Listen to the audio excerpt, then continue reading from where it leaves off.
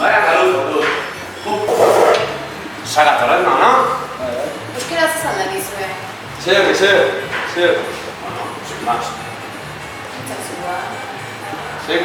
Zer. Nesidaz. Bueno, gaztiak. Hala, tira.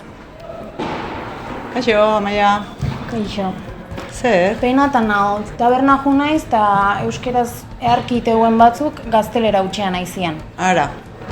Añorgaterrat euskaltzalea zea? Badi.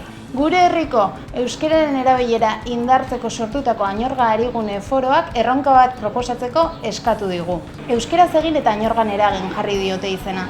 Hil hasieran zehazki ekainaren 1-tik 5 euskara hutsean bizitzea da helburua. Karmele, zein dezakegu hortako? Azalduko dizut.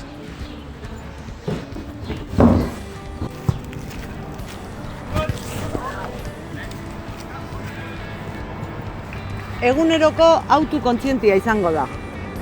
Euskararen erabileran pauso bat aurrea emateko eta nork bere burua proban jartzeko. Egiteko hauxe da, euskaraz hitz egin.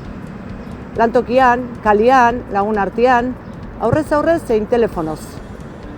Euskaraz dakienekin, euskara hutsean egin. Ez badakizu ulertuko ote duen, lehen hitza euskaraz egin beti.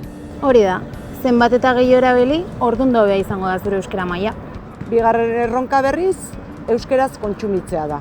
Irratia, telebista, egunkaria, sare sozialak, horietako edukiak euskaraz hautatzen ahalegindu. Hori da, Goenkale ikusgai daukazu primeranen. Ekainaren 1-tik 5, iluntze aldera, mugikorrez betetzeko egunerokoa jasoko duzu. Lehen egunean dekalogo bat bidaliko dizugu. Bertan, azaltzen dira egunerokoa betetzeko argibideak. Ariketa labur eta anonimoa izango da. Egunean zehar bizitako esperientziak, gogoetak eta oztopoak jasoko dituzu bertan. Poixpoleko zitzaiok ere parte hartuko dugu.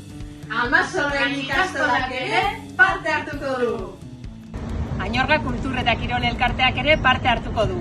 Animatuko zate? Parte hartu! Anima zaitez!